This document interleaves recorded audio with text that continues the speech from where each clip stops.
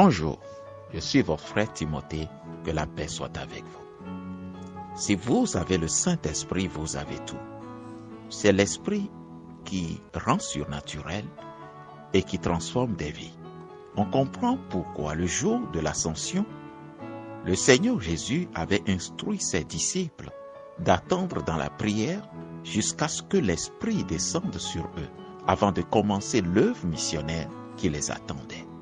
Il est intéressant de noter que Jésus-Christ mourut d'une mort de sacrifice pour tous les hommes, le jour même de la célébration de la Pâque, marquant ainsi qu'il est l'agneau de Dieu destiné à ôter le péché du monde et comme dans les temps plus anciens, le peuple hébreu à rendre disponible la libération pour l'humanité entière. Le 40e jour, il monta au ciel et le 50e, qui est le jour de la Pentecôte, il envoya le Saint-Esprit promis par le Père. Et pour cause, le Saint-Esprit a un rôle primordial et indispensable à jouer dans la vie de tous ceux qui croient. Celui qui reçoit le baptême dans le Saint-Esprit n'est plus un homme ordinaire. C'est en rapport avec le Saint-Esprit que le Seigneur Jésus disait dans Marc 16, verset 19, « Voici les signes qui accompagneront ceux qui auront cru. En mon nom, ils chasseront les démons. Ils parleront de nouvelles langues. Ils saisiront des serpents. S'ils boivent quelques breuvages mortels, ils ne leur feront point de mal. Ils imposeront les mains aux malades et les malades seront guéris. » Et nous vivons quotidiennement ces réalités jusqu'aujourd'hui. J'aimerais profiter de l'occasion pour célébrer vous tous qui êtes abonnés à la chaîne. Nous ne méprisons pas les petits commencements, que Dieu vous bénisse. Je vous encourage juste à suivre les vidéos, à liker et à partager au maximum et à faire des propositions si vous en avez. Et vous qui nous suivez pour la première fois, abonnez-vous et partagez, likez, c'est très important. Merci beaucoup. Dans Actes chapitre 2, à partir du verset 1, nous lisons le jour de la Pentecôte. Ils étaient tous ensemble dans le même lieu. Tout à coup, il vint du ciel un bruit comme celui d'un vent impétueux, et il remplit toute la maison où ils étaient assis. En parenthèse, ils étaient au nombre de 120 personnes en ce moment-là, avec les disciples, la mère de Jésus et tous les autres. Continuons. Des langues semblables à des langues de feu leur apparurent, séparées les unes des autres, et se posèrent sur chacun d'eux. Et ils furent tous remplis du Saint-Esprit et se mirent à parler en d'autres langues, selon que l'Esprit de Dieu leur donnait de s'exprimer. Or, il y avait en séjour à Jérusalem des Juifs, hommes pieux de toutes les nations qui sont sous le ciel. Au bruit qui eut lieu, la multitude accourut, et elle fut confondue parce que chacun les entendait parler dans sa propre langue. Ils étaient tous dans l'étonnement et la surprise, et ils se disaient les uns aux autres, « Voici ces gens qui parlent, ne sont-ils pas tous Galiléens? Et comment les entendons-nous dans notre propre langue, à chacun dans notre langue maternelle? Parthes, Mèdes et Lamites, ceux qui habitent la Mésopotamie, la Judée, la Cappadoce, le Pont, l'Asie, la Phrygie, la Pamphylie, l'Égypte, le territoire de la Libye, voisine de Cyrène, et ceux qui sont venus de Rome, juifs et prosélytes, crétois et arabes.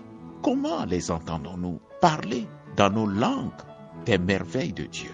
Ils étaient tous dans l'étonnement et ne sachant que penser, ils se disaient les uns aux autres, que veut dire ceci? En réalité, il n'y a aucun hasard. Les Juifs avaient 7 fêtes au nombre desquelles la Pâque et la Pentecôte. Jésus étant l'accomplissement de la loi, il va donner son sens véritable à toutes ces fêtes et à tous les rites de la loi de Moïse. Ce n'est donc pas un fait fortuit que le Saint-Esprit arrive sur terre le jour de la célébration de la fête millénaire et universelle de la Pentecôte. Toutes les nations du monde alors étaient représentées à cette fête. Je veux dire, les gens venaient de partout, les nations et contrées du monde habitable, pour célébrer la Pentecôte à Jérusalem. La raison pour laquelle Jésus recommanda fermement à ces gens de recevoir le baptême de l'Esprit avant de faire quoi que ce soit est que celui-ci donne à l'homme une capacité surnaturelle. Le Saint-Esprit, une fois installé dans le cœur du croyant, produit des fruits et fait des dons extraordinaires selon l'appel de chacun. Il y a 9 fruits de l'Esprit que Dieu produit en vous, à savoir, selon Galates 5, verset 22, le fruit de l'Esprit, c'est l'amour, la joie, la paix, la patience, la bonté, la bénignité, la fidélité, la douceur, la tempérance. Le fruit de l'esprit impactant l'esprit humain, anoblit le caractère, ce qui devient une marque des fils de Dieu spirituellement mûrs. De même, le Saint-Esprit fait des dons glorieux qui confèrent aux chrétiens adultes des capacités surnaturelles. C'est par ces dons de l'esprit que les hommes de Dieu véritables produisent aujourd'hui des miracles de tout genre dans l'Église. Ceci n'a rien à voir avec les mensonges des faux serviteurs qui sont dans la magie et d'autres choses semblables. Jésus dit, vous les reconnaîtrez à leurs fruits. Nous en parlerons en détail dans une autre vidéo. Abonnez-vous pour ne rien rater.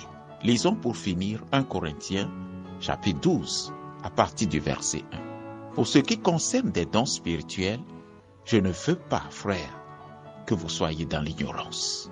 Vous savez que lorsque vous étiez païens, vous vous laissiez entraîner vers les idoles muettes, selon que vous étiez conduits. C'est pourquoi je vous déclare que nul, s'il parle de la part de Dieu, ne dit Jésus est anathème, et que nul ne peut dire Jésus est le Seigneur si ce n'est par le Saint-Esprit. Il y a diversité de dons, mais le même Esprit.